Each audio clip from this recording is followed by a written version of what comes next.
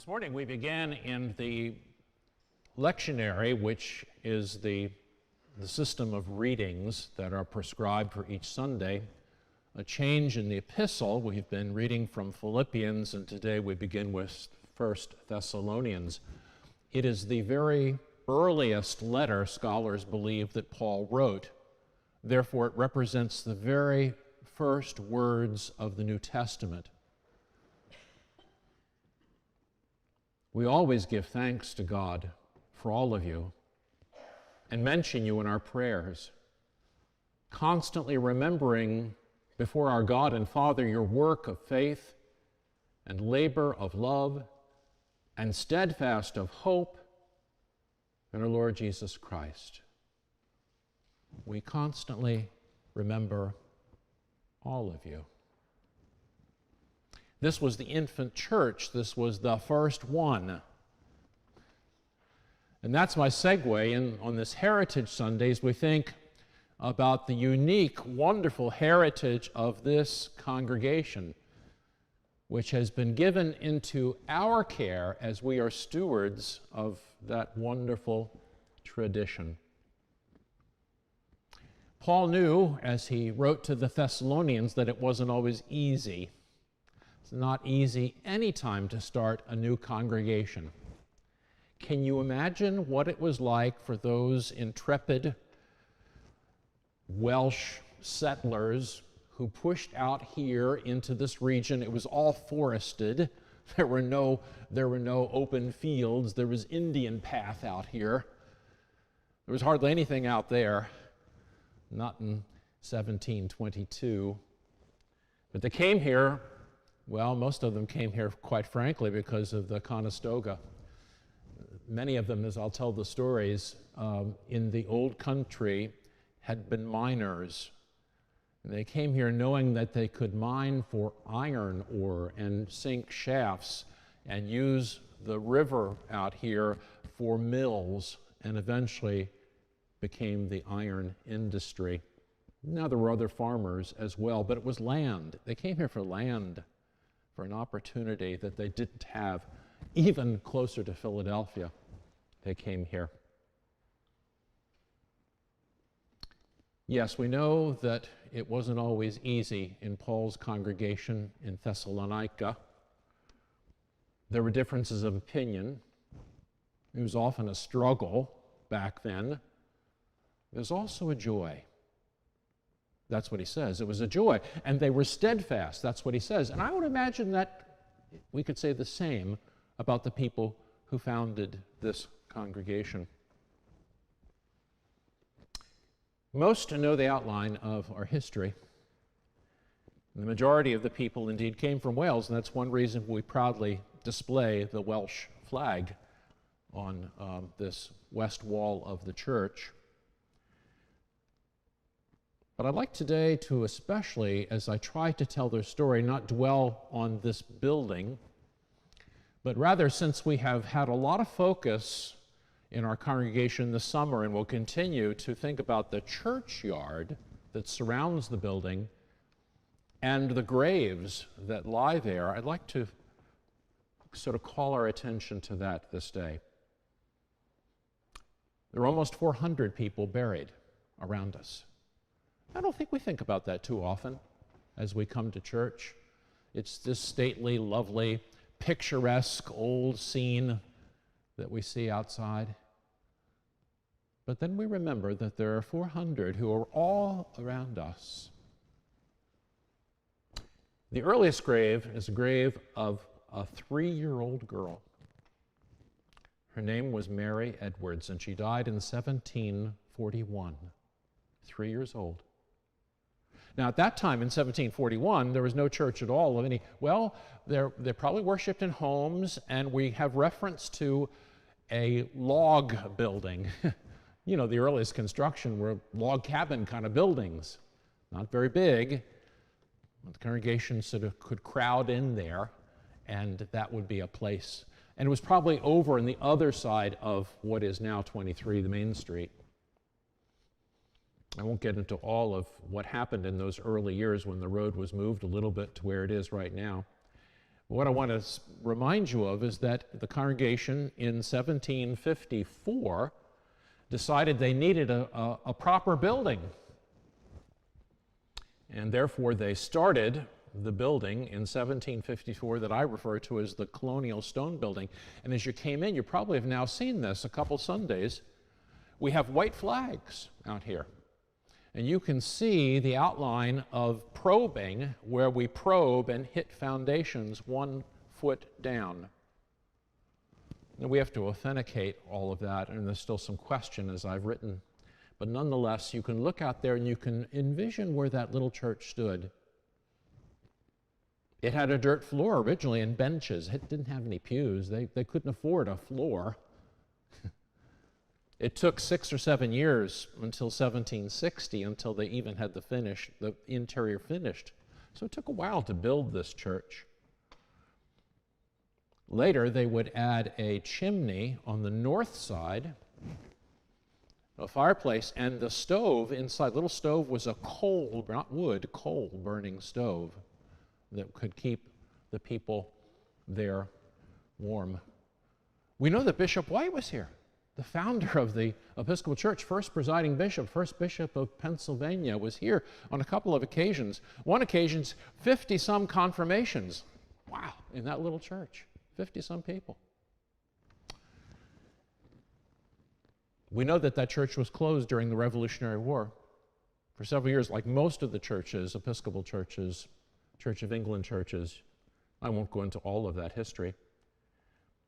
We also know that there was an entrance on the south side. So that's the side, this side. And that makes sense. People coming from what is now 23 Main Street walking into the church. There was not the entrance on the end of the church.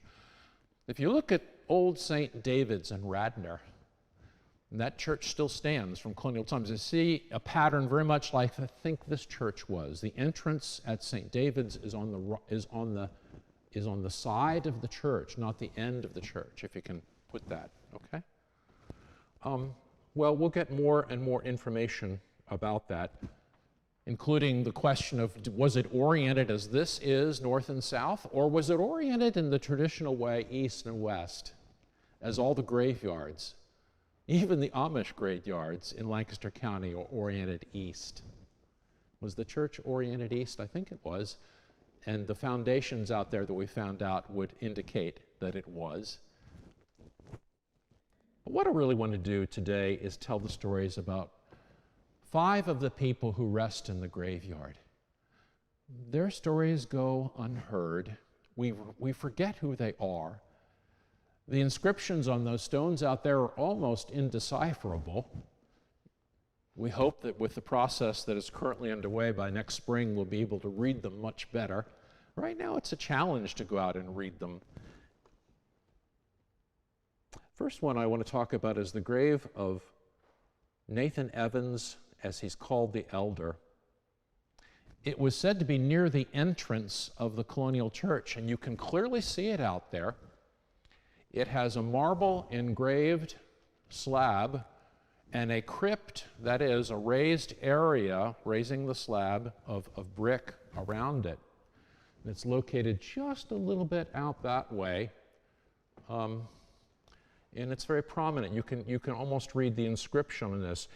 You know, Nathan Evans was probably our most esteemed founder of all the people. He was born in Wales, as so many were. He was an early settler, and he bought land along the Conestoga. He was a millwright and a farmer. He actually had 3 sites along the Conestoga, including the future site of the Pool Forge. He was a lay leader and a generous benefactor to this church. When they built that Colonial Church, he gave the most. He gave £100. In those days, that was a fortune. £100. Not only that, he donated over 60 acres of land all around us to the church for what we called a glebe. Now, a glebe in those days was a farm property that either the clergy lived on or the property made money to support the clergy. That was called a glebe. Most of it, I understand from Bill Shirk, and he and I talked about this, most of the land that was owned by this congregation was basically here on up that way. And eventually it was sold off in parcels. So we were Bangor Church Town, and Church Town is, of course, then the abbreviated version of it, yet alone Narvon, the end of Carnarvon, is abbreviated, but it all comes from the same place. So here we have the grave out there of this wonderful, generous benefactor. I want to read the inscription on the top because it's hard to read. Waiting for the glorious resurrection of the faithful, here lies the body of Nathan Evans, the elder, born in Treve Ellis, in the county of Montgomery, in the Principality of Wales, a man humble in affluence and prosperity, in duties of religion, devout, in friendship, faithful, in dealings, just. To the poor he distributed with a liberal hand. To the church he was a generous benefactor. And to all mankind a loving friend. Having attained the age of 81 years, he calmly resigned his soul into the hand of the Redeemer on the 23rd day of December, 1763.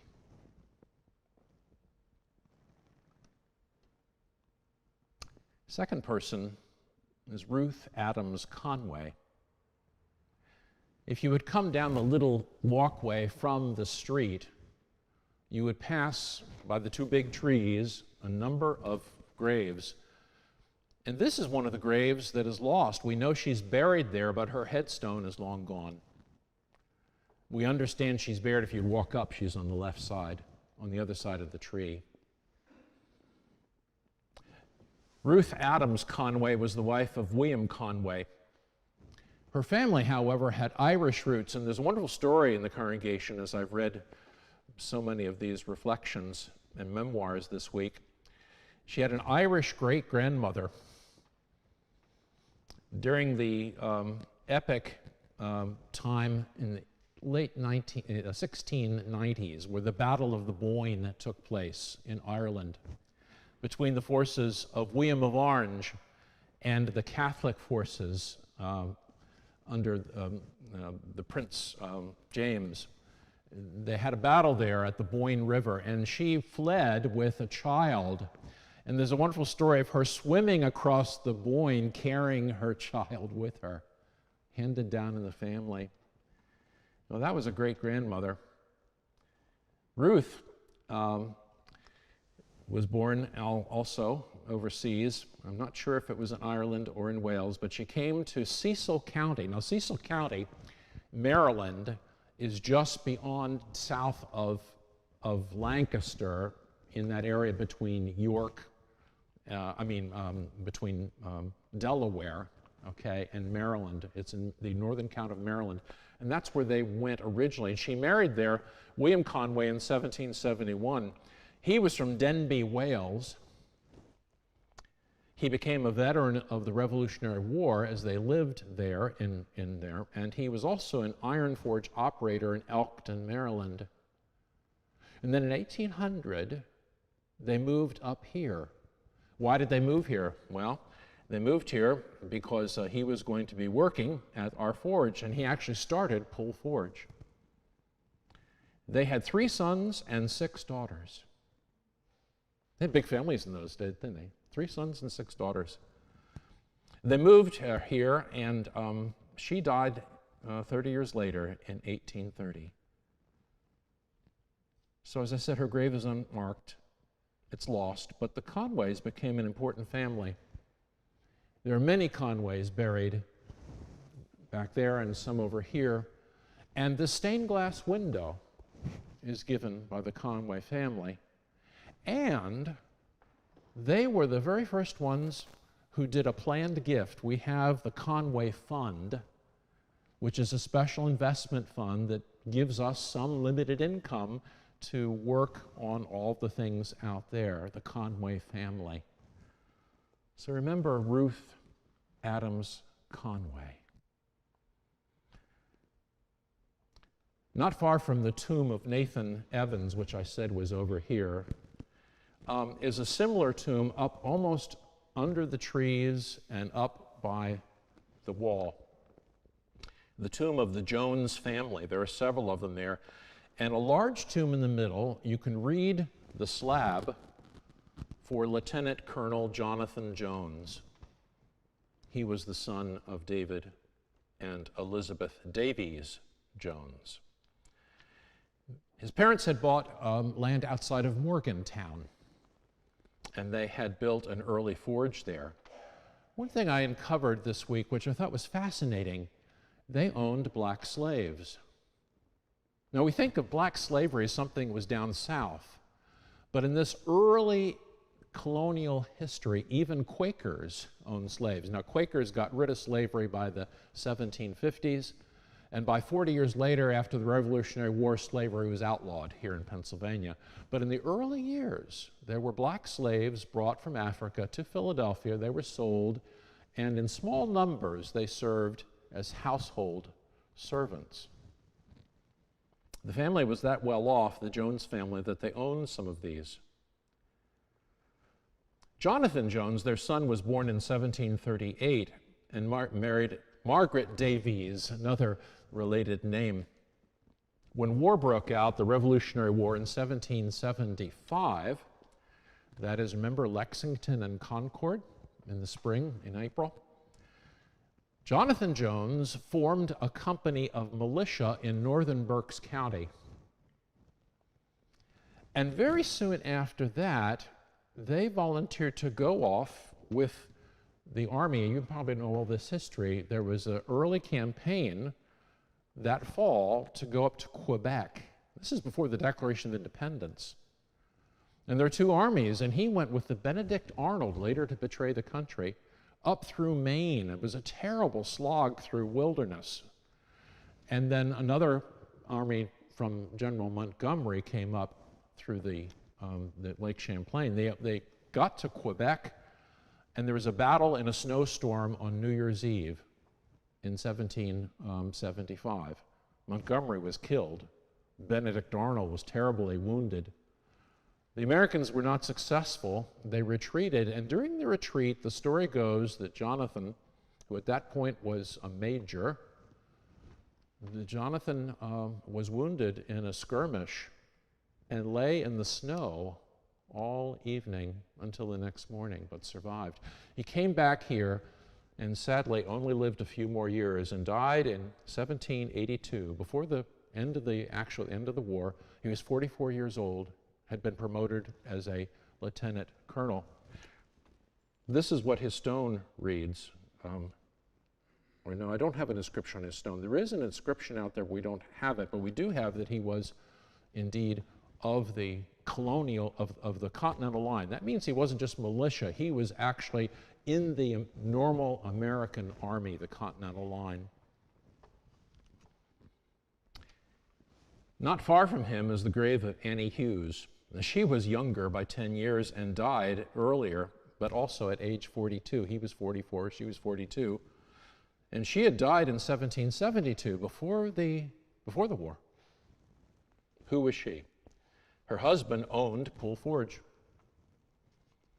at least the land that later Pool Forge was on, and it was sold later to James Old. We don't have a lot of information about Annie, but there is a wonderful inscription, and I read it this morning. When you go out to church, you'll see, as you're around the bend and look out, it's the only flat stone, and you can see the inscription. There's some brush on the one end of it. You can see it very clearly. All the others are straight up and down.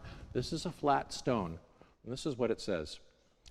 Here are interred the remains of Anne, the wife of Edward Hughes, of this township. She was an affectionate wife, an indulgent parent, a kind mistress, that means they would have owned slaves, an obliging neighbor, and a generous friend, upright and circumspect in her conversation, bearing always conscience void of offense towards God and man. Her grave, as I said, is just out here, and you can see it. And finally, a fifth person to remember. He's one of the few clergy buried in this churchyard, and the first rector after the Revolutionary War, the Reverend Trockett Frederick Illing. And his grave lies, we are told, it was just to the east of the Colonial Church. We know where that grave is. It's a small stone, so it's hard to see. But we know there, that tells us that the church wasn't any further there. That's where he is buried. Interesting story. He was born in Switzerland. He grew up speaking German. He was German-speaking Calvinist. The Calvinists were the people who came and basically started the Reformed Church. It became now the United Church of Christ. Okay? They were the Calvinists, the German Calvinists. But at some point, about this, in the 1750s, he came up the Rhine River to Rotterdam and across to London, and he ended up in London. And in 1760, the Bishop of London ordained him as a Church of England priest. And immediately, no doubt, they did this because he was willing to be a missionary to the colonies, to Pennsylvania. And he became a missionary of the Society for the Propagation of the Gospel. That was the official group that sent people here. He wasn't sent here, went to Middletown. And in Middletown, he was ministering to a small congregation and then also to a German-speaking Lutheran, because he spoke German. So throughout his ministry, he attended to German Lutheran churches and to Episcopal churches. Of course, this was the era on the end of the French and Indian War, and then the beginning of the Revolutionary War. And in the Revolution, unlike many of the clergy, he was a patriot. He was not a Tory. He was not a loyalist. So many of the Church of England clergy didn't stay. What's interesting is that he married Elizabeth LaRue in 1776, right before the Declaration, in St. James, Lancaster, our church in Lancaster. And it was officiated by Thomas Barton. Thomas Barton was the great rector of that church that also was here. Thomas Barton presided over this congregation as well as St. James.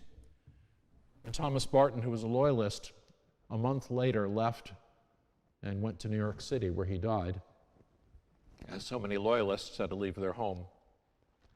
Anyway, we know that Illing bought a home down the street, and it's the only home I know that still survives. It's still down the street. Some of you can tell where it is. It's on this side of Main Street, a little bit down. It's a beautiful home.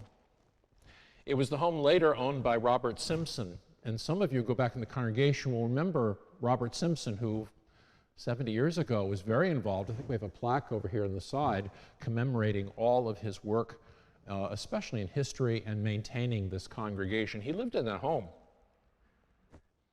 As I said, he became the first new rector of this church and served for about a decade after the Revolutionary War until 1800 when he died. And this is the inscription on his stone. He was a tender and affectionate husband, a true and faithful minister of the gospel, and a friend to all mankind. So many inscriptions out there, so many you can't read anymore. And there's other people out there that have no inscription. Maybe their tombstone is even gone. But remember them. Remember the wonderful heritage, the legacy they have left us. This week in the newsletter, I quoted a favorite quote of mine. The tradition is the voice of those who have gone before, whispering in our ears. That's what tradition is. And I hope we can hear them, because they do whisper in our ears if we'll listen. They call us to take up the mantle. They invite us to take their place. And they're cheering us on. And there are people constantly who say our church is in decline. And people who wonder, what's the future of our church? Well, that's in our hands and it's in God's hands, as it was 300 years ago. And one of the best ways for us to do this is to put our faith in God as they did, and to hear them whispering in our ears. So now going to take a moment of silence, and after that silence, we're going to ring the bell 5 times. Let's just remember those 5 dear ones: Nathan, Ruth, Jonathan, Annie, and Frederick.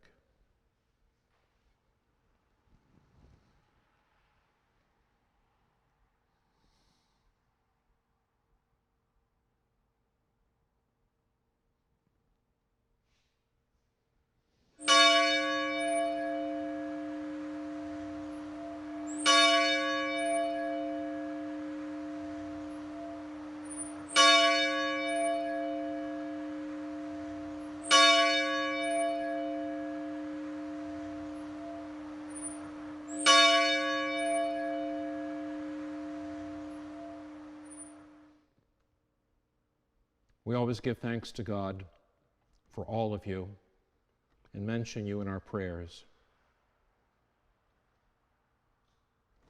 May the souls of the faithful, through the mercy of God, rest in peace. May light perpetual shine upon them. Amen.